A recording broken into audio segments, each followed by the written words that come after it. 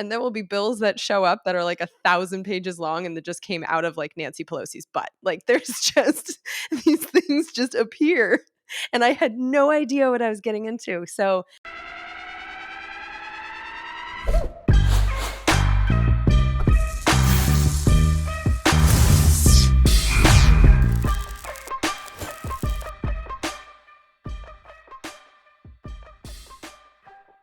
this is the Living Numbers podcast, where the numbers tell the story, but the people give it purpose. It's all about the people. Make sure you all subscribe to get extra episodes. Make sure you download, share, like. Y'all know the drill. This is not your first routine. Now, we have a wonderful guest here, another person that I met at Podcast Movement just in August. So I'll keep pumping those out. I had Donald on, which is a friend of Jen's. And so I was like, I got to get both of them. And so I'm happy that I have Jen here now. But you all know how we do things. When we have someone on for the first time, we have to give them an elaborate, extravagant intro. And this is no different. So, hailing from Oakland, California, I believe, she earned her degree in communications and media studies from Loyola Marymount University. Shout out to Iggy the Lion. She got her start in communications as an intern on the AVP Pro Volleyball Tour. She also spent time in a thankless industry that can be tons of fun or suck. She was a waitress. I also have experience in that industry. And she does real news by looking at the past, not trying to predict the future. She makes politics easy to understand and fun to listen to on her very own podcast, The Congressional Dish, which I have listened to, and it is awesome. Daddy's Girl, Information Hunter, and officially on Team Taxpayer, I present the Jennifer Briney. Say hello to the people. hello. And I'm pretty sure that's my favorite intro ever. So thank you very much. I'm glad I could pull some stuff. I always go and listen to interviews, and I listen to your podcast, and I really meant that because I was listening to it. And if you're not, into politics like I would say you are, you could get bogged down when they start talking about, the rhetoric and the lingo and build this and that, and you go, okay, what am I hearing? And when I listened to your podcast, I was like, oh, okay, yeah, that makes sense. Easy to understand and entertaining. So Thank you. That's the this goal. all I kind want of started anyone to here. understand it. Yes, that's exactly what you do. And I'm glad because now I feel like I can listen to something with politics. I'll just listen to you. Excellent. I approve of that plan. So we got to kick it to our first number. Now, you graduated from the only high school with 3 Heisman Trophy winners, modern day high school, which is kind of a big deal, especially in sports, which we will surely get to. But how did going to this high school that's kind of a big deal, at least from the outside looking in? I'm pretty sure it's like that over there too. You don't have 3 Heisman Trophy winners just by accident. How Yeah. did going to this huge school that's also a Catholic school, how did that shape you for like post high school life? I know it's kind of a lot there in that first question. No, and it's a really good question. It's one of those things that if I had a therapist, we would have spent many thousands of dollars talking about. Because it really was formative for me. Um, in not it made me rebel against authority for sure. Because a lot of the rules were stupid. Because it was a Catholic school. I got so many detentions because I didn't like to wear socks. And it was part of the dress Mm, code. And so I wasted so much of my life just sitting in detention. Of course, my parents were like, just wear socks. I was like, no, the rule is stupid. It's none of their business if I wear socks. I definitely rebelled against that part of the school, but then I saw a lot of hypocrisy in authority at that school Mm. because they had such an emphasis on sports. And so there were things that the athletes could get away with that us mere mortals could not. There Mm. was an unfair drug testing policy. I was not making that school any money, and they kept testing me over and over Whoa, again. wait a And yet, second. mhm. Drug testing in high school? Yes. It's one of the reasons my mother wanted me to go there. She was convinced I was gonna be a bad seed, and so they took me out of my public school and put me in private school, which to this day I maintain was not exactly fair, but they did what they thought was best. Mm. And so the school just kept drug testing me over and over again, and a lot of people that weren't in their athletic programs was we were getting tested more than once, a year, Wow. and then there were athletes that everyone knew damn well were smoking weed all summer that were too valuable to get caught, and they just weren't getting tested. I have a good friend who was pretty high up in that school, and he never got tested once in all 4 years, and so I I saw that power could be unfair, and that's the Mm. first time I really learned that the adults in the room could be swayed by money and by things that were not ethics and morals, and that the words wouldn't match the actions. And so, it really, that school for me, I think, did set me up for my career, ironically enough, because I was able to look at what was happening in that microcosm in my high school, and then I could see the same things happening in the government. And so I'm still rebelling against authority that I think is unfair and has a lot of deference to money, and their words don't match their actions. It's very much the same thing, and that rebelliousness, that's where it started, was in that school. That's I'm a high school teacher, so I can kind of relate to where some people get special treatment, based on, what they do and, their name. You kind of go, well, can you just let so and so off the hook?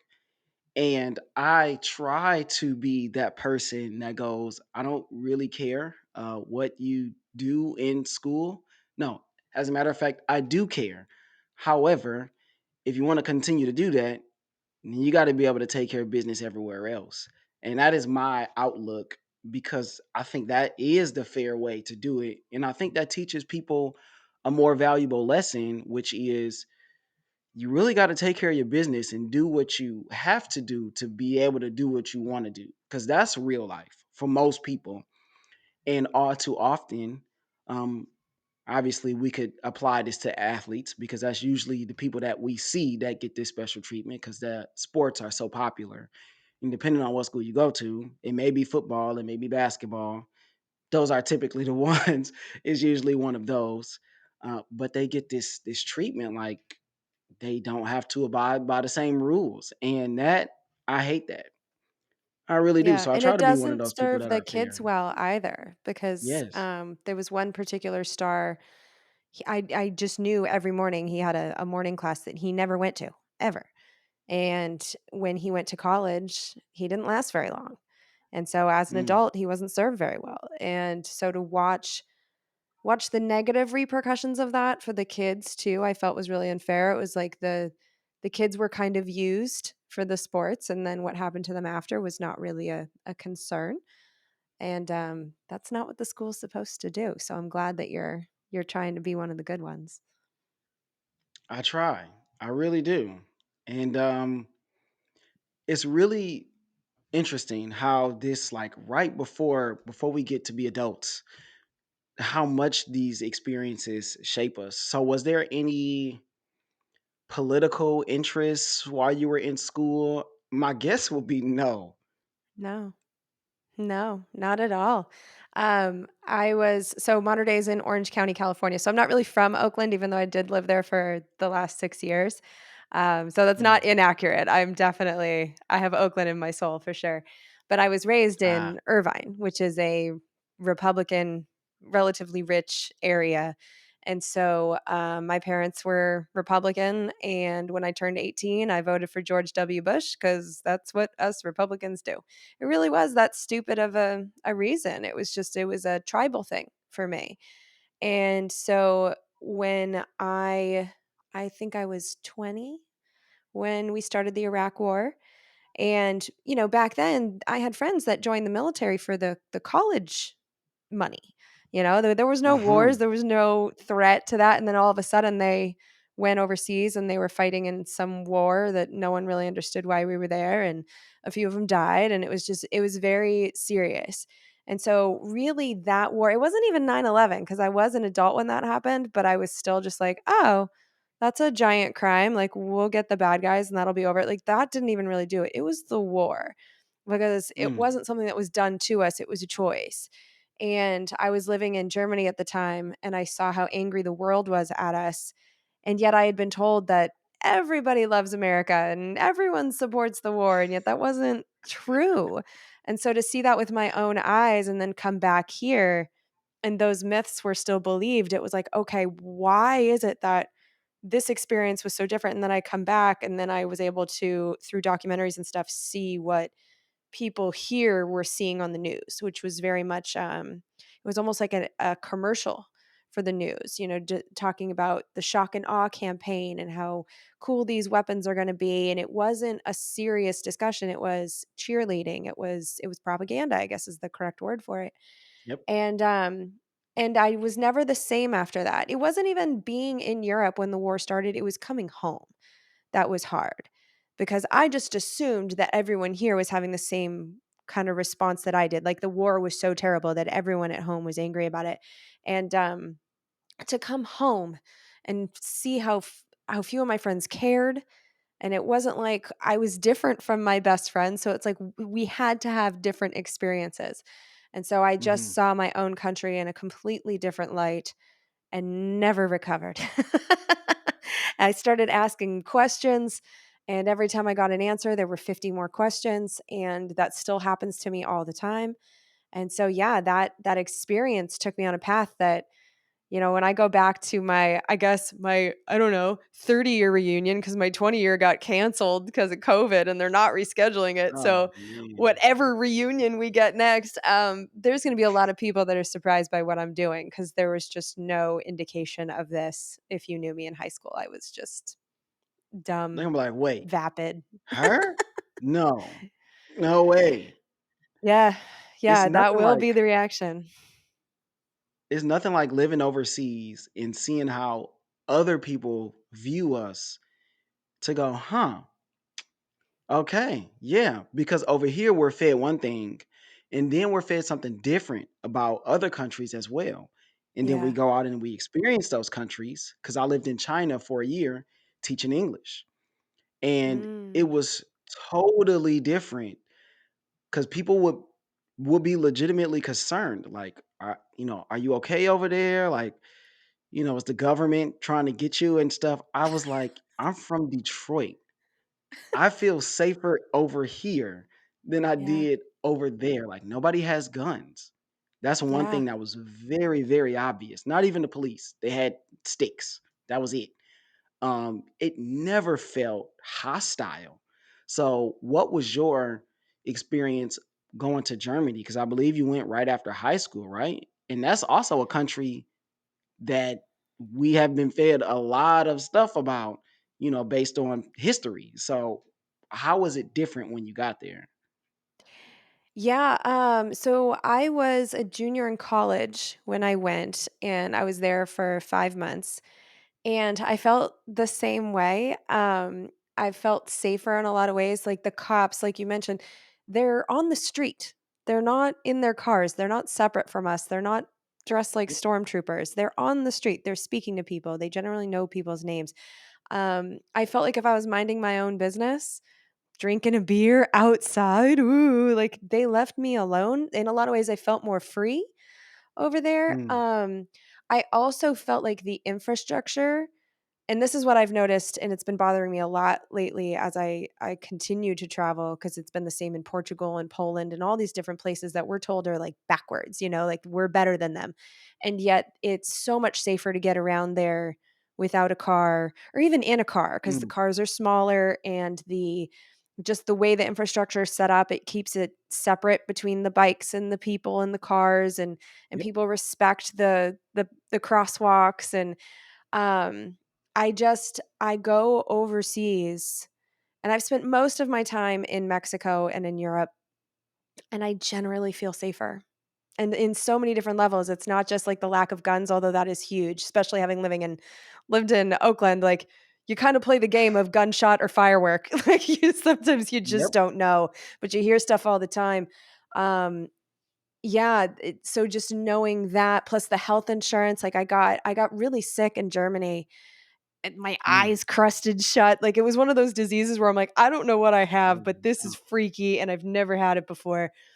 And just the experience of getting healthcare over there was very eye-opening. The doctor's office was right across the street. They have them all over the place. They're tiny. I mean, you wouldn't it's about the size of like a Subway sandwich. But they just have these doctors that work in like pairs, and some days they don't have patients because they don't. That's kind of the Yeah. goal, is to have no patients because everyone's healthy. Like, that's great. And, so I went in there was no line, I didn't have to pay anything, and the wildest part is they called the next day to just see how I was doing. And Wow. in general, if you have a fever, the doctor comes to you so that you're not getting people sick on the subways or however you get there. It's just a totally different approach to healthcare, and if people are healthy and a doctor gets paid for one day for like not doing anything, that's considered a successful day. Where here we Mm, require our doctors to constantly be churning out patients. Like, I haven't had a doctor spend more than 15 minutes with me, no matter what the ailment was, in many years here in the States. So even in that regard, I felt safer there, because I knew that if I had something that wasn't like cancer level, but like if I broke my arm, they were gonna treat me and I wasn't gonna go, bankrupt or lose thousands of dollars. Like, I knew I could go to the doctors. Here, that's not the case. So, yeah, there's a lot of ways that I felt safer overseas, and I think that also motivated me eventually to come home and be like, "Okay, there's something wrong with the way we're governing ourselves. We can do better."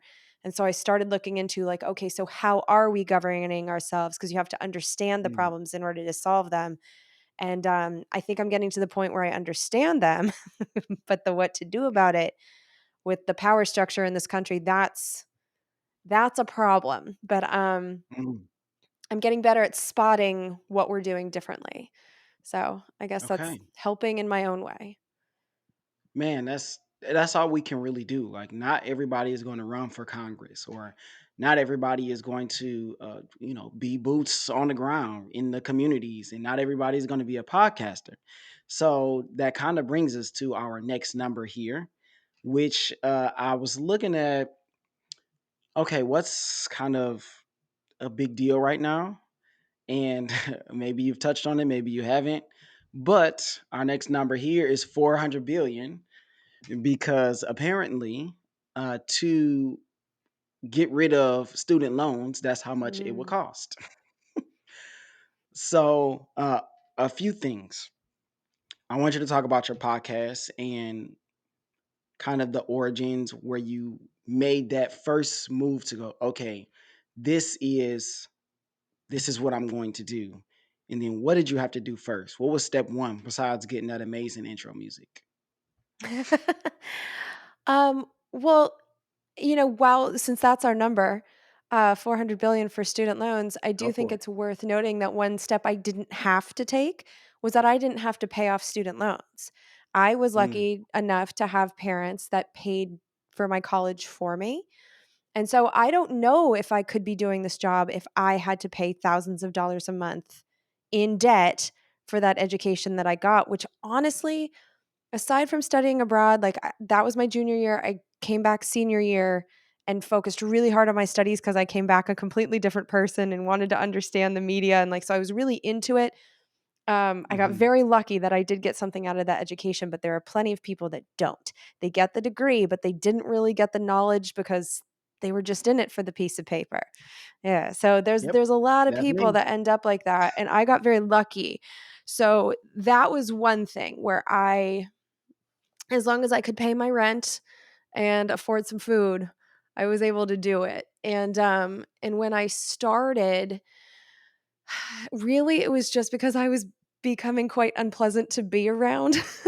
I was watching C-SPAN and reading bills and laws and finding out all this stuff and just, like, yelling to my husband and my friends, just being like, "Nobody knows about this. This is insane. How is this possible?" And it was like I needed an outlet so that I could get that Yeah. out to the people that wanted to hear it, and then when I was hanging out with others that didn't need the intense side of me, that I could be normal and, like, talk about the movies or whatever stupid stuff they were talking about. So, Mm. that's really how it started. I was very lost in my career. I didn't have a career. I was doing odd jobs, and so it was like, "Okay, I'm gonna try this podcasting thing for a year." I had worked while my husband was in grad school, so we kinda switched, and he said, "Do it for a year. Don't worry about money for 1 year. Our bills are paid. It'll be fine, and just see if A, Nice. you like the work, and B, after a year, we'll see if anyone wants to pay for it and if there's any avenue for money. Because this was back in 2012. So Serial didn't even Mhm. come out until 2014. And the biggest hurdle for me when I told people what I was doing is they would say, "What's a podcast?" So, like, it was when I told my dad, like, "Yeah, this is what I'm gonna do." And he goes, "How are you gonna make money?" And I'm like, "I don't know. I will." And he's like, "Okay, that's not the best business plan, but let's see how that goes."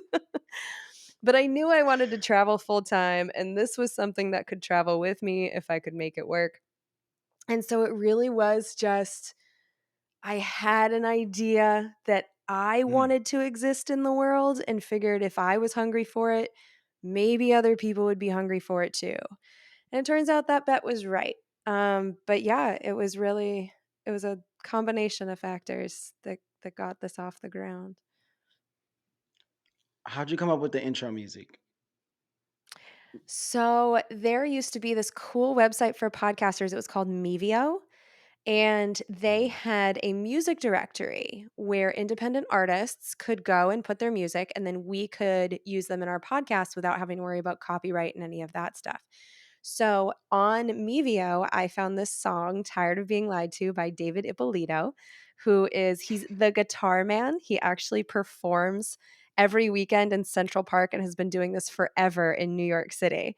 And Wow. yeah, so I found David's music on Mevio, and then eventually I found him on Twitter when Mevio disappeared. I don't know where it went, but, I found him and then I got his official permission, and so David and I, like, we talk on Twitter sometimes, and, yeah, so that's one of those cool podcaster music exchange things, and I'm sure there's others that exist Mm. now, but that was the one I used back 10 years ago. I heard it and I was like, this is at the very least, I can appreciate this. Like I heard it, it was so creative, it was so funny, and it instantly drew me in. And those are the kind of things I'm always looking for in everything. So I'll tell this story because this is I can respect it. I respect it. So this kid, right? I'm always like, okay, if y'all have any questions, use our website, right? Message me there. And of course, they never do. So they send me emails, but this kid in particular sent me a DM on Twitter, not on Twitter, on IG on Instagram because I talk about my podcast or whatever. I got my little business cards in there. I'm always promoting. So he sends me a DM about an assignment. And so at first I'm like, what is this? But then I go, huh, okay, kid's trying to get it done. I respect it. I respect it. So most teachers, most anybody will probably flip. But me, I'm like, you know what? I respect you for that. I told him as much. I told the whole class. I'm like, okay, this is what this kid did. I do not prefer you to DM me on Instagram. Do not do that. However, I always tell y'all, figure it out, get it done, find a way. And he did. So I respected him for it. Yeah. So I say all of that to say, how has your podcast changed over time? Because I know it's just kind of Mm. it's part of it. Over time you tweak things, you move things around, you add, you cut. So how has that changed for you? Oh man, it's changed a lot. I mean, I go back, I don't do this often because it's a painful experience, but I listen to some of the early ones and they are flaming hot garbage. Like they're so bad. But I have a friend, Chris Krumitsos, he does Podfest, and his phrase is start ugly. And that's what I did. I just started and I didn't have much of an audience, but I got it done and I learned as I went. And so in the beginning, because I didn't really know anything about Congress and I knew that. And so I decided that for 2 years I was going to read every bill that passed the House of Representatives. In fact, my Mm, original idea was this naive. I thought that I was going to read I'd like look at the schedule.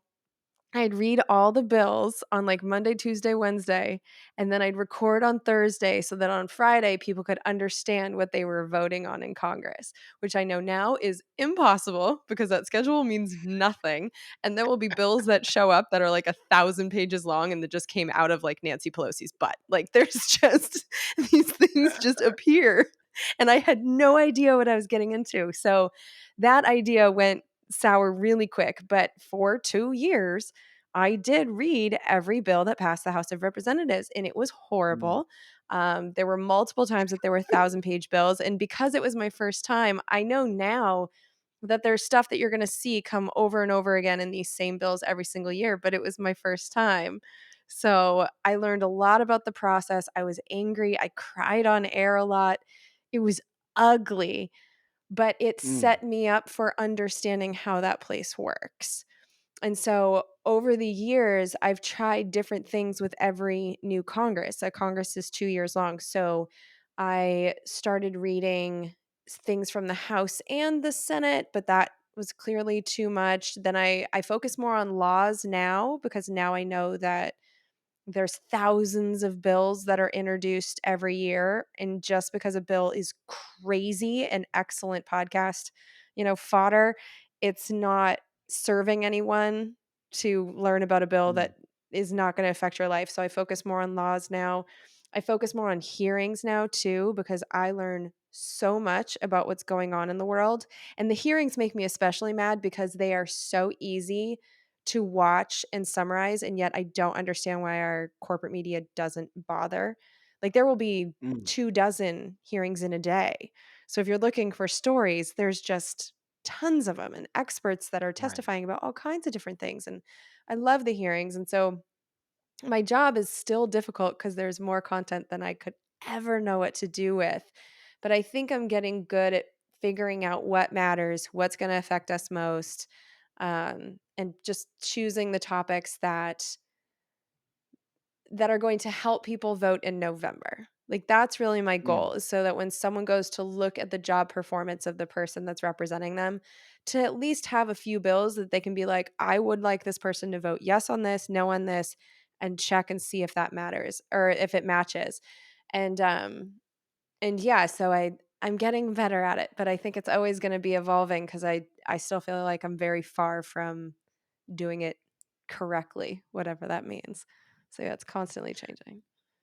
do you have like a specific, and you have over 200 episodes, so this may be a little Yeah. bit more difficult for you, but do you have a specific turning point or episode where you go, okay, I think I'm on to something that's good that I can grow?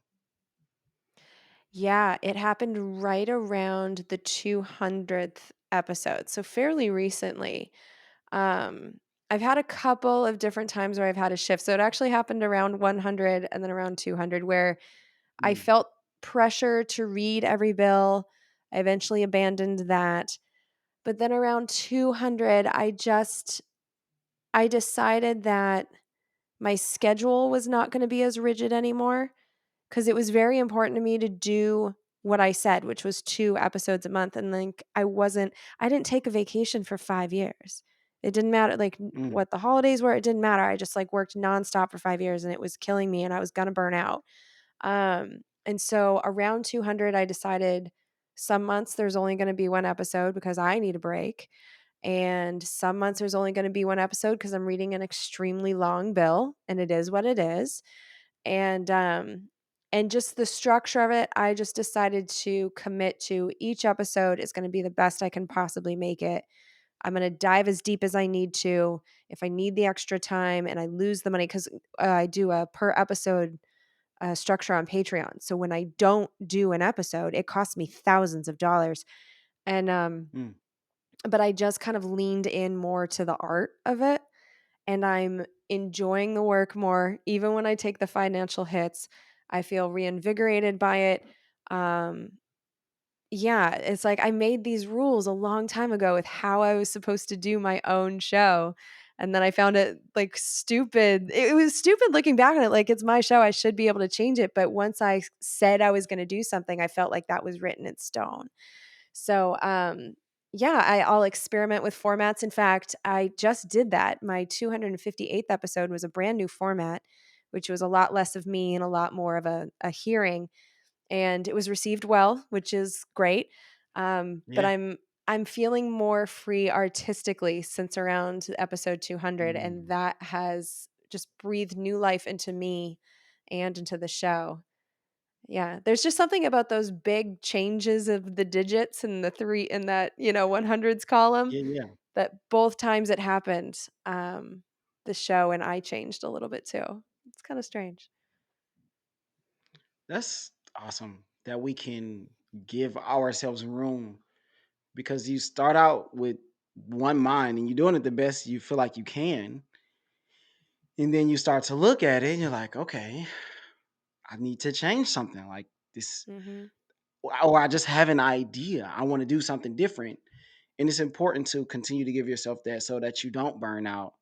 Like we were talking about before, most podcasts don't go past episode 7. Yeah. And here you are, 250 plus episodes. I was like, man, this that's a lot of episodes. It's a lot of episodes, and it's 10 and So, my 10-year anniversary was last week. So wow, it's been a congratulations. long time. Thank you, thank you. And, yeah, it's wild that I was able to keep it going, and, when people ask me what am I most proud of, it's keeping it going. Because there was more than one time where I was like, "This is too much, I hate this," and I Mm, just kept doing it, and then I think changing it when I had to. Because it's like when you get a certain level of success, it's like, if I change this, I might ruin it, Like, if I mm, change this, everyone might go away, and I kinda had to abandon that fear and know that, yeah, some people are gonna go away, but if I'm enjoying making it more and if I'm enjoying the product more, then I have to make the bet that more people are going to replace the ones that left, and it took a yep. while to get to that place where it was like I had to get over that fear in order to do it. Um, and I think that's an important lesson too with longevity, it's an ugly process, and it's when you press record that first time, it's gonna be very different from where you end up, and I'm sure that when we talk, 10 years from now and I'm still doing this crazy show, it's gonna be completely different from what it is now. It's just we have to be willing to evolve in order to keep going. When I set out first, I guess a year and a half ago, I had this thought because I don't really listen to like a ton of podcasts or a ton of people, but the people I do listen to, I've been listening to them forever. And it's mostly sports stuff. But I feel like you listen to whatever it is you listen to for the people, right? And if that format changes, you still like the person. Like if somebody listens to you, Jen, it's because they like Jen. Like they could go anywhere for their politics or for their news, but they keep coming to you over and over and over again. So I feel like for the most part, whatever you put out, they trust you. And so I had to, because obviously when you start, there's a lot of noise. Like, what is this person doing? What is that person doing? Do I need to change my format? Do I need to do it like this or that? And like you said, you just got to go, okay, this is what I want to do. And this is how I'm going to set out to do it. I'm going to do it the best that I can. So, with you doing it that way and staying true to it and doing the research, because clearly you have a lot of stuff to read, I do want to talk about politics because I feel like you're a great person to talk about politics with, especially for someone who doesn't know much about politics. So, one of my questions that I wanted to ask is how have administrations changed I guess over the past 3 because they've been very, very different, right? Because you got Obama, who, let's face it, most black people love Obama, just number one, because he's black, and that means something to us, but also how he speaks, right? Many of us don't know anything about his politics. I think that's an educated guess from myself. And then you have Trump, who in the beginning you go, okay, he's not from politics. He's kind of a business guy. He's rage against the machine. Like this could be good. And then it was something else. Okay. And then you have now, It was whatever that you have was. Biden. Yeah. Man, I mean, people have their whatever. And now you have Biden who couldn't be more different than the past two presidents that we've had. A lot of people are like, this guy's asleep at the wheel. So, from someone Uh, has actually been studying these things, can you just give my listeners the layman's terms of how have these administrations been different? it's funny that you wanna frame it as how they're different because for me, I think what's most fascinating is how alike they all are, Ooh, and yes. y and the word that I would use to describe all 3 is corporate. All 3 of 'em. Mm, Um, Obama, I was so excited for him in 2008.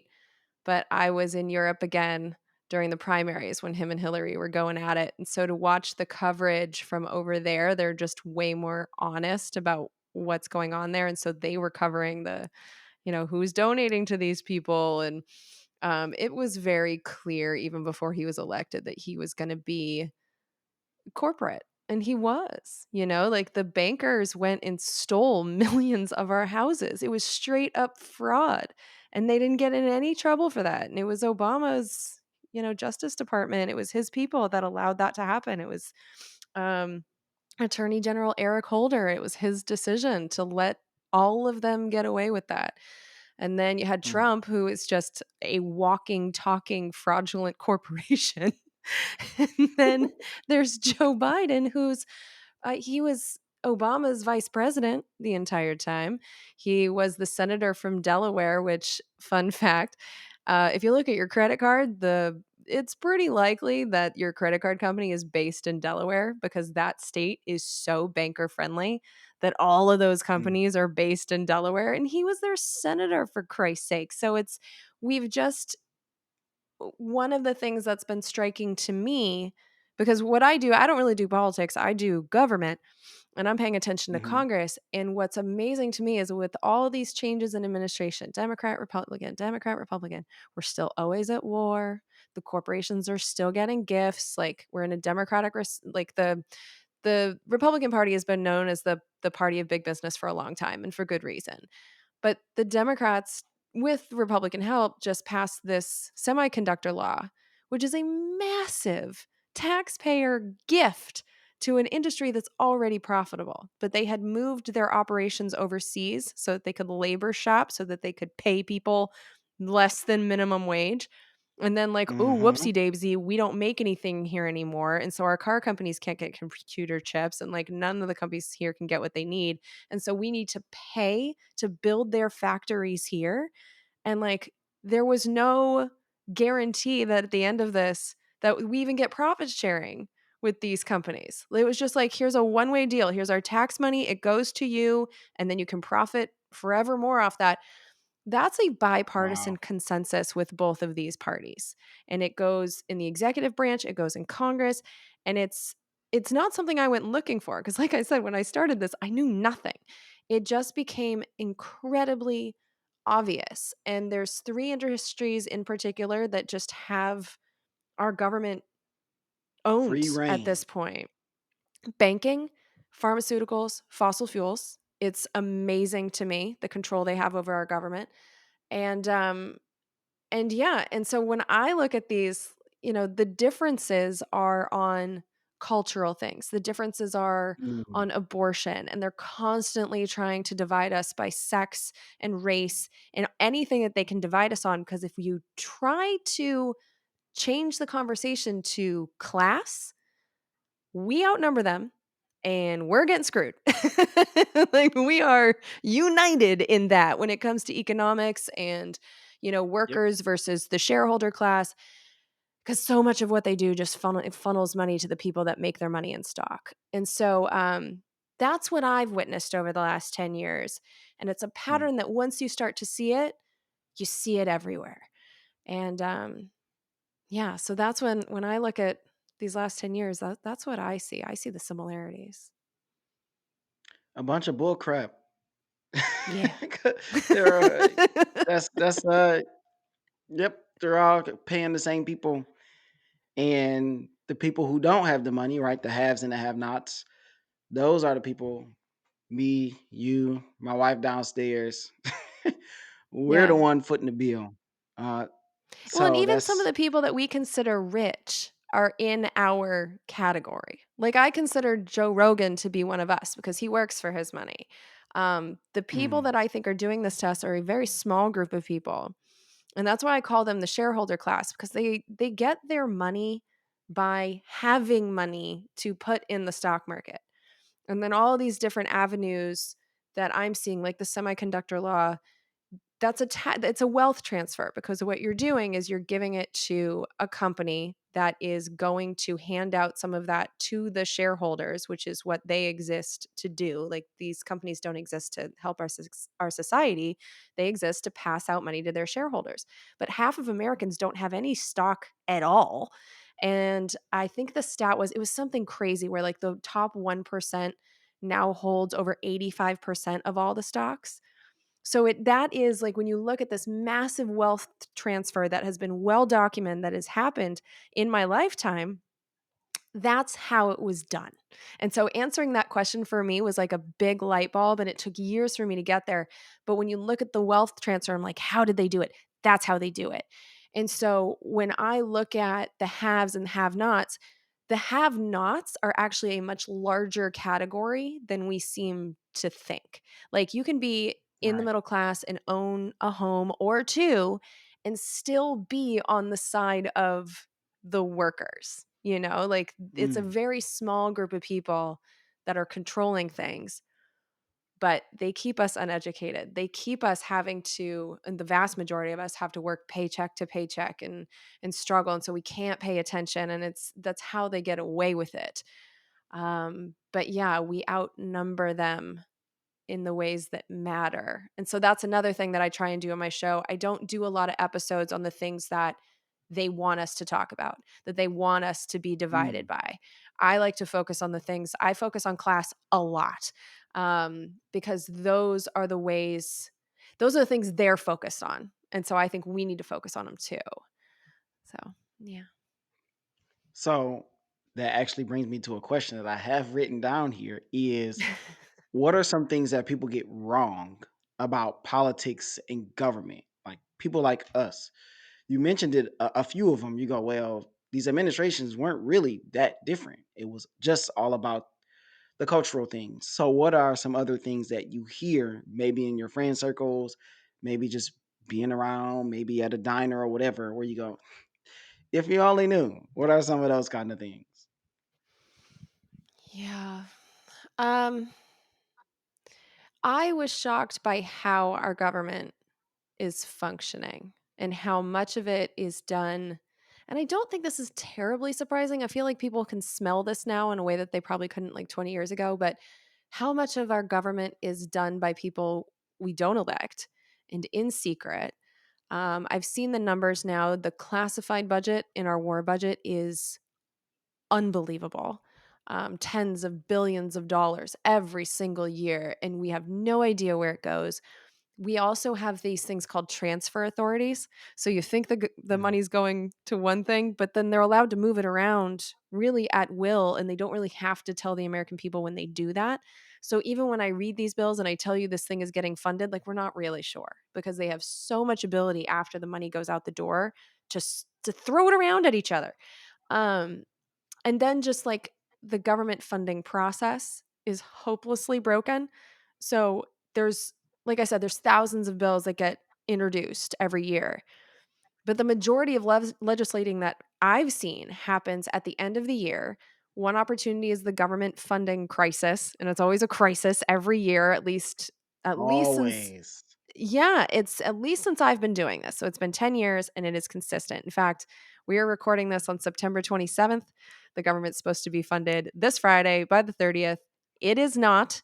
And so they're doing the same thing they do every year, which is they kick their deadline until a week before Christmas. The new deadline is going to be December 16th. The pattern lives on. And then they passed this massive government funding law.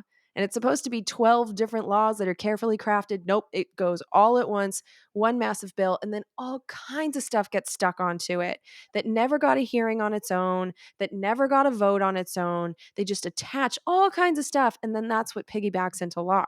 And because they do it right before Christmas, no one looks at it. In fact, I even have trouble getting through it because it's always thousands of pages long. One of them was 5,000 pages in the last couple of years. Like, I didn't stand a chance. So I try and, find what I can, but there's all kinds of stuff that's becoming law that our lawmakers can't possibly know about in the usually 1 to 2 days that they have to examine these multi-thousand pages of legislation. But because it happens right around the holidays, the news doesn't cover it. And by the time the journalists in quotes, get back to work in January, it's just easier to do the he said, she said of whatever, Mm. political nonsense of the day, like reading through these laws and finding out what's actually happening. That's work, and they don't do it. And so I really wish that if the press could do two things, I would want them to watch the government funding laws and the defense authorizations, because that's also like I call these, when they attach stuff to bills and it hitchhikes its way into law, I call it dingleberries.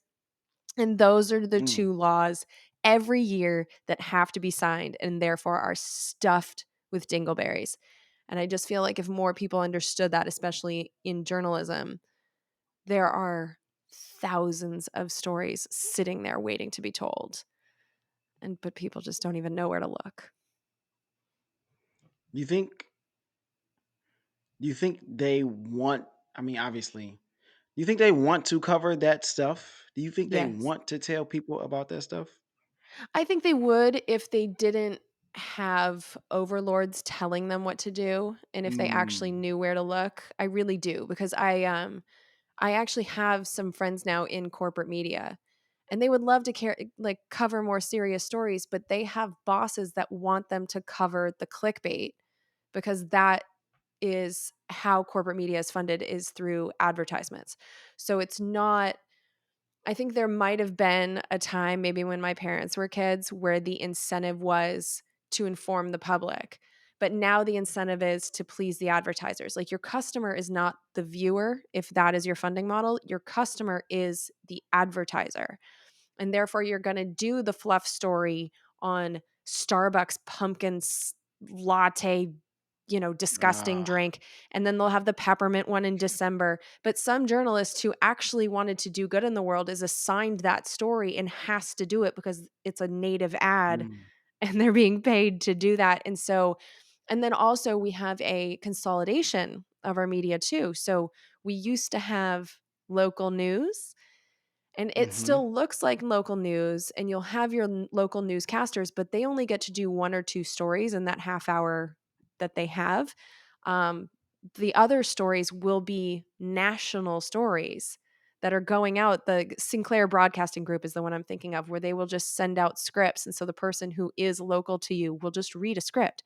And there's been some amazing YouTube videos Wow. where you can just see these people all over the country saying the same thing, and it's just this story that gets sent out to them. So the corporatization and the advertising model has ruined our journalism. And what I'm super excited to see is there has been a very real backlash to that, which I am proud to be a part of people that are not taking advertising money, are finding ways to be successful. So I'm doing it using, I call it the value for value funding model. And so people send me money. I have Patreon, PayPal, all these different things. You're seeing writers that are doing it with Substack. So they get paid directly and they don't have to, kiss advertiser ads. Um, there's a lot of people that are willing to support independent journalists, and not just like Mm. journalists that work for independent publications, but the journalists themselves who are earning the trust of their audience directly. Right. And the internet has facilitated that. So there is a backlash. The younger people in particular are aware of this. And so while the corporate media is just doing us a vast disservice, I'm starting to see the tides shift a little bit. And I'm just hoping that as people like me and Matt Taibbi and Glenn Greenwald, and I know that I'm putting my name with the titans of journalism, but like those are the people I respect the most. But I'm hoping that if we can Yeah. be successful, we can inspire younger journalists to skip that whole racket because I know that they wanna do good work, the people in the corporate world now, but they also want their paychecks, and they have houses, and they Yeah. have kids, and they're just trying to keep those paychecks coming, and there's more and more layoffs because fewer and fewer people are watching. It's a nasty, deadly cycle that's happening to them, so I don't really fault them for it, but at the same time, they're not helping anyone by staying in that system and perpetuating it, so I do get angry at it. Speaking of systems, our next number here is 90% because I was putting my little notes together. And I'm like, okay, she lived in Poland for a little while. So let me try to find something cool about Poland. So what I found was 90% of Polish citizens have post-secondary education. So they have like college Yeah. degree or higher. But when I met you, you talked about like you don't have a home. You just travel all the time. Yeah. I was like, that's contrary to what we're all taught here. Get a house, blah, blah, blah. How did that start? What was the moment where you go, okay, we're going to do this? Because you travel with two very trusty companions now. Yeah. Yeah, I have my husband and my little dog. Because when we were living the normal life in Oakland, I found her on a bike path, and I was like, "Yep, you're mine." So, yeah, we still travel with this little one in a backpack. But, this really started I lived in Germany, I knew I wanted to go back, I knew I wanted to stay there, but I was poor. And so when you go to Europe and you're like, "Yeah, I have no money and I want a visa," they just tell you like, "No, get out." So that's precisely what happened. They're like, "You cannot stay. You are a leech on our system, leave." And so, we had like a week left and we had to leave Europe, and so we ended up flying to Hawaii with the last of our funds, and we figured Hawaii was like different enough, but we could get jobs there because it was the United States. And so we did that, and I loved Hawaii. It was a good time, but it was really hard to do paycheck to paycheck type jobs and travel. Like we both realized that we Hmm. needed a career, both of us, that we could take on the road with us. And so we wanted to go out and keep traveling, but we had to settle down. And so we did that. It took us 10 years to build this. My husband's a mechanical engineer. Wow. So he's now a utility scale solar engineer. I'm very proud of him. He's one of the leaders in the industry. So when you talk about people trying to figure out how to make those giant solar farms work with batteries, like my husband is literally the one trying to figure that out. So Wow. he's awesome. And then we got this podcast thing to work, and we just realized that our possessions were not something we cared about. It was all IKEA crap that we'd been lugging around the country, and every time we had to move, it was a miserable experience, and I get very bored very Mm. easily. And so we were just lugging our stuff around. Like even in Oakland, I think we lived in 3 or 4 different apartments in 6 years. Like we were just moving all the time. And so, I was also getting really annoyed with round trip flights because there was just constantly thing like you'd have podcast movement one place and then Podfest and then a wedding here and a wedding there and I kept doing these round trip flights that were killing me going back to Oakland just so I could sleep in my IKEA bed. Like, what am I doing this for? And so we did the math. And I think being in the Bay Area was key because our rent payments were absurd. We were paying Crazy. Yeah. 3,500 a month for a two-bedroom that didn't have a washer and dryer. So we're still living like college kids and like lugging our stuff in shopping carts down the Oh my hallway, God. and it didn't have air conditioning, which sucked in the summer. So if we wanted to live in luxury with a washer dryer, we were looking at like $5,000. So we did the math. And if you looked at our housing plus all the hotels, we were already paying $5,000 a month in housing. And that goes Mm, really far in hotels. And so now that I've been doing this for a while, we've realized because we kind of, in our first year, we're like, we're going to miss having a kitchen. We're going to miss stability. And so we did hotels for a little while and then we would do Airbnbs. And we actually hated the stability. We hated taking out our own trash. We hated making our own breakfast. Like we got real spoiled in these hotels. And with status, the executive life, I had no idea that how this was. But once you have status we have it with Marriott and Hyatt, the executives live quite well. So it's like your breakfast is free, your upgrades are free. You just get like a lot of free stuff when you stay in mm, hotels for a lot of days. And so I feel like we've found a glitch in the housing matrix and it is so fun. I don't miss owning anything. My husband and I are total agreement that like we kind of want to do this forever. Because like you live in a place for a while and you get annoyed by something. Like here, the blackout curtains in this hotel don't go all the way to the floor, and it's pissing me off. But I'm only here for 5 weeks, so I have a bunch of towels stacked up on the floor, and like that would annoy yep. me if I lived here. But it's a hotel. I'll be gone soon enough. And I already have hotels that I just know I love. And so I'm already going back to them. I have my home hotels in the Bay Area and all these different places. And so financially, we're pretty much breaking even, but we're having so much more fun. My carbon footprint is less because I'm not doing round trips anymore. I'm just going from one place to another and staying put in Yeah. between.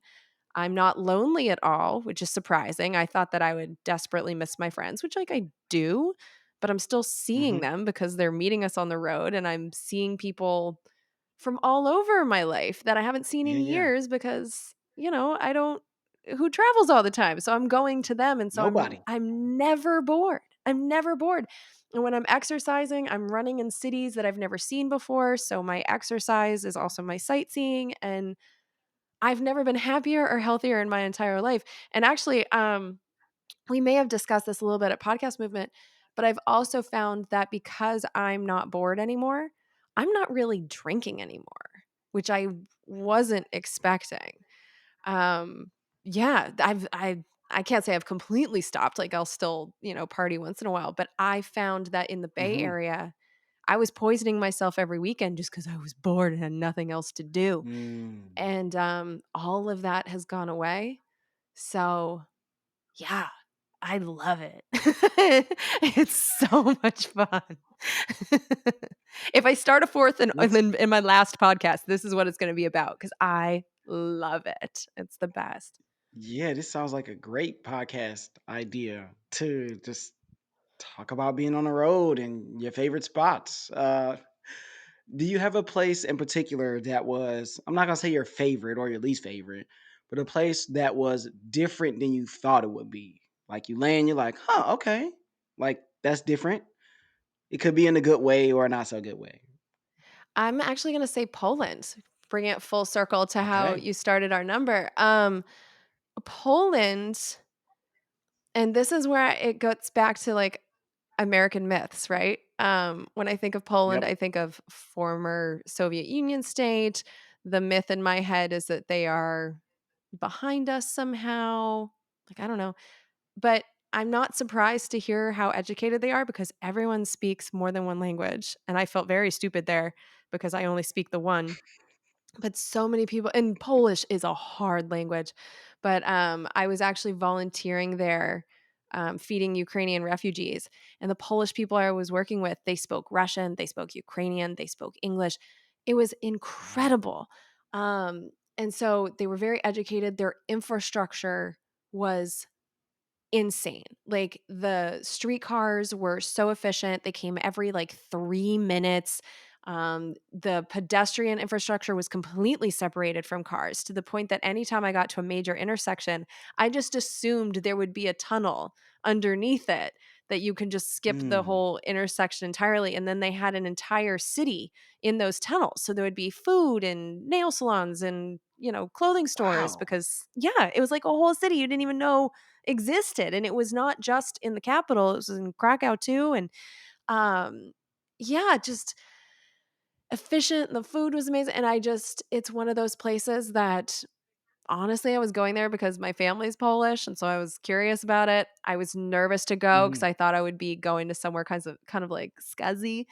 I'm like, not at all. God, I loved it so much. And I was inspired by the infrastructure in particular to just see like, okay, like there's better ways to do all of these things than what we're doing and actually quite Yep. simple to implement, like bike lanes. What a strange thing, but you take one car lane and you can have these like full-on bicycle highways that take a lot of traffic off the road. So I was impressed and then also a little ashamed with myself for having that American snottiness and just being like, "Oh, I'm going to Mm. some backwards country," when in reality, like, we have a lot to learn from them. We really think we're just so good over here. I Yeah. I felt the same way. I felt the same way when I and obviously I haven't went country hopping like you, but you just feel like you've been brainwashed by Yeah. America and what it is to be in another country and how they live. You almost feel like you're better than other people. Not you don't even know it though until you leave the country. You get a different perspective and you go, "Oh, dang, they kind of do this way better than we do. A ton of stuff." Yeah. You're like, how are we the most powerful country in the world, huh? How? Because they got it right. And this is simple bike lanes or putting the pedestrians into this tunnel so they don't have to deal with getting hit by cars or anything like it's like that is so simple. Why can't we do that? And then you just look back Yeah. at America. And I'm sure whenever you come from overseas and you get back here, you're like, here we go with this. Yeah, This, and no, I'm this is a struggling to no. control my Yeah. anger. Yeah, I'm getting really angry about it. Every time I almost get hit by a truck, um, yeah, I'm getting really angry about it, and I need to, like, simmer down. But, like, one moment in Poland that sticks out in my mind is I saw it was just like a lot of people use the scooters that they also use here, these damn scooters that are electric, but here we don't have the infrastructure for it, so they're on the sideways or sidewalks, and, like, they're constantly about to kill my dog, and so I get annoyed with them here.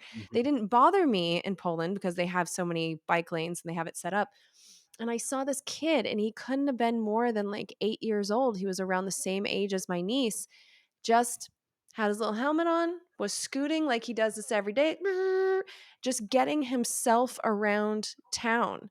And I think about my 8-year-old niece, she can't go anywhere by herself. It's just not safe. Like the crosswalks aren't safe, the streets are too big. We have psychos here in a way that I just don't think Yes. they have in Europe. It's like these kids are more self-sufficient. And so what are we doing to our society to make sure that we have to have our parents with us until we're 18? And yeah, we could do so many things Handcuffing them, better. Yeah, we're cutting their legs from handcuffing them. under them. They can't. Okay. We could literally do an entire podcast because I see it every single day where these people are just so privileged. They don't feel like they don't have to work for anything. Everything should be given to them, and they don't know how to think for themselves. They don't know how to work for themselves. The parent has to talk to you. I'm like, well, the kid is in here every day. Why don't they talk to me about what's going on? And Yeah. so it's yuck. We are going to move. We're going to move to our three whats. These are three questions I ask every guest. First, what? I mean, I'm pretty sure that this whole podcast will fall into this category, but I'm going to ask it anyway. What's an opinion inside your field, which I guess will be a bunch of different things, but you can pick inside your field, outside your field. What's an opinion that you have that will be considered unpopular? Um, the one that pops in my head is term limits. Everyone assumes that I'm for term limits, and I'm really not. I feel like Mm, if we have someone who's representing us well, we should be allowed to keep them for as long as possible. Like, I think it's a good thing that Bernie Sanders is still in the Senate. He's fantastic, and we have a small handful of people that I think are wonderful in Congress, and like I want them to stay. And so, yeah, everyone assumes that I want it time limited, but that's not the case. I just think we need to take more responsibility for our representatives. But yeah, everyone is always assuming that's something I'm going to go for. So if you're doing a good job, you stay. If you suck, you Yeah. got to get out. Yeah. And it's That's our so job to simple. hire and So fire. simple. Like, we're just not doing it. So it's up to us to do it. We don't need a time limit. Okay, next what? If you weren't doing your podcast in politics, what field, like what would you be doing if you weren't doing what you're doing now? I'm pretty sure I would be a meteorologist because I love the Ooh. weather. Like, my dream job is to be Jim Cantori. Like, I really wanna be that crazy person in the hurricane right now. Hurricane Ian's about to hit Florida. Like, I wanna be the one with the microphone who's like, "It's windy!" Like, I wanna be that person so bad, but I was told you had to be good at math, and it was one of those things Mm, where the adults told a child that you're not good at a thing, and I took it to heart, and I didn't follow through on what I wanted to do, and here you go. mm. So, but yeah, I love the weather. I'm fascinated by it. I think it's the coolest thing, even when it's horrible and doing terrible things. The Oh power my of nature goodness. is just the coolest thing. Okay, favorite what is that called? Favorite season. There we go. Summer. I'm a California girl. I love the summer. So yeah, I like being Summers in warm. Texas are woo, Houston summers, humidity. Yeah. Shh, So I'm coming to I'm Texas for good. 4 months, and it's going to be winter because it feels like summer. And then the minute it gets too Mm, hot, I'm leaving. So, yeah, I'll be there January through April. But yeah, there's a limit to how hot I want it to be. I like Southern California summers in particular. Like 80 degrees is my happy place. The only time I like your level of summer, like peak August in Houston, I love hot, humid summer nights. Love the nights where you can like be outside and not need a mm. jacket. And I dig that. As long as you have air conditioning, of course, to sleep in. But I do enjoy It's hot summer like nights. 90 degrees at nighttime. It makes no sense. You're still outside, like, why am I still this hot? Why am I sweating? It's nighttime. It's supposed to be But cool. then you can go night swimming, which is fun. I can't Yeah. swim. Oh. Well, then that's less fun. You just sink. I You do. know, I when I literally was sink. I don't float. It's so funny because I was told I was a racist. Oh, no, I told someone they were a racist. When I was working in Waikiki, I was sending people up to timeshare presentations, and so I would entice them with, like, free activities, right? And so I kept handing out, like, a dolphin swim to everyone, and one of my friends just like, "Black people can't swim, like, stop giving black people the dolphin swim," and I'm like, "That's so racist, like, how dare you? That's so rude."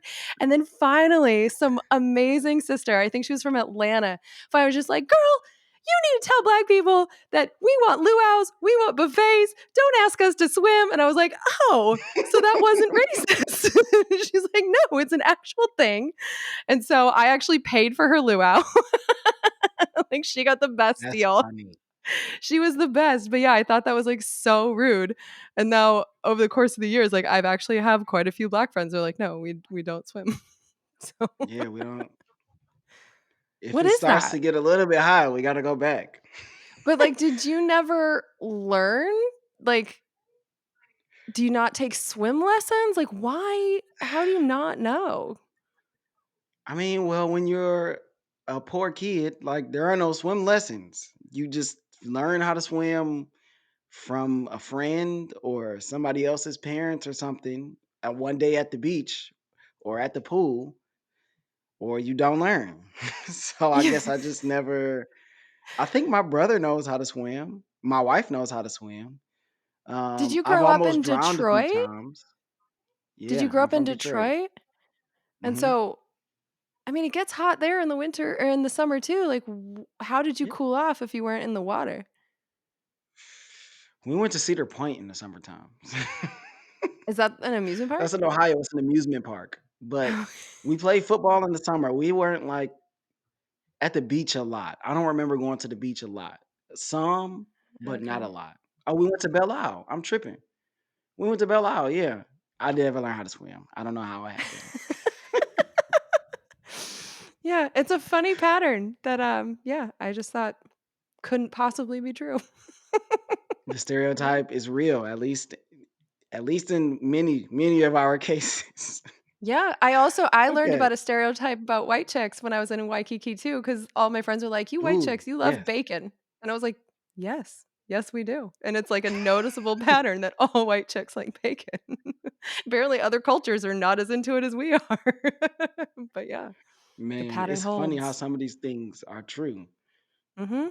and then we get angry when we know that's a whole different discussion. I We know, I just might have laughed just about gotten it. us in trouble with, like, no swimming and bacon, but, like, whatever. Okay, last one, You can cut that and if you this is want to. perfect. I won't be This is offended. perfect for you. This is a great question. What advice would you give to someone in high school? So if I were to take this to my kids tomorrow, well, not tomorrow, but in the future, and I'll go, hey, this expert has some great advice for you all. What would you say to them? God. You have a lot of experience. I do, but it's funny because it was like my life experience is what drove me here. Like, there's just no way I could have told me in high school that this is what I'd be doing. Honestly, I feel like I didn't figure out what I wanted to do until I traveled. Like, I think travel's Mm, really important, like getting out of your town and getting away from I think it was important for me to get away from the adults in my life, honestly, because the adults in my life, as much as they love me, they were the ones that told me, "You're not good at math, so don't do meteorology." Like they have these opinions about your life that they hold very strong. And I think until you go out and you have to kind of figure some stuff out on your own, like when I was in Germany and it's 3 a.m. and the trains aren't running, because I stayed out too late. I've got to get home or else I'm sleeping on a bench, and there is no mommy there to figure it out for me. So yep. I think what I would tell high school students, especially those that are thinking of going to college but don't know what for yet. There's something in Australia they call a gap year. And I think that's something that I think a lot of Americans would do well to emulate, which is like in between your senior year and your freshman year of college, you travel. And I wish that that was the order I had done things in, because I really did waste 2.5 years of my college just not knowing what I was Mm, doing. I was going through the motions, getting the A's, but like I wasn't really learning for a purpose. I think had I traveled before, I would have gotten more out of my college because I would have had that direction. And I just hate to see degrees wasted. And I think that's a really good way to figure out who you are much quicker than you probably would if you stay in your hometown and just, you know, work at Arby's. I have had other people on, and many of them have echoed the same sentiment. Like, if you really don't know, my rule of thumb, really quickly, is if somebody else is paying, not like parents, I mean like scholarship, grant, some company, some big wig that is not a part of your family. If those people are paying, then go to college because that money may not be available in a year. Yeah. If it is up to you and your family to figure out how to pay for college, don't go right away if you don't know exactly what you want to do. Take time. College will be there to take all of the money that you want to give them whenever you decide. That's basically my rule of thumb for anyone. Even if you're 25, if you still don't know, do something else, right? There's tons of stuff to do, but 25, you probably want to maybe get the ball rolling in some direction. But yeah, I that's mean, pretty I didn't much start this what I until would I say. was 30. And honestly, like Yep. I could have used the education I got at LMU, which was, in the shadow of Hollywood. I really could have used editing software classes. Like, there's a Mm. lot of classes I could have taken in my late 20s and still be right where I am. right now.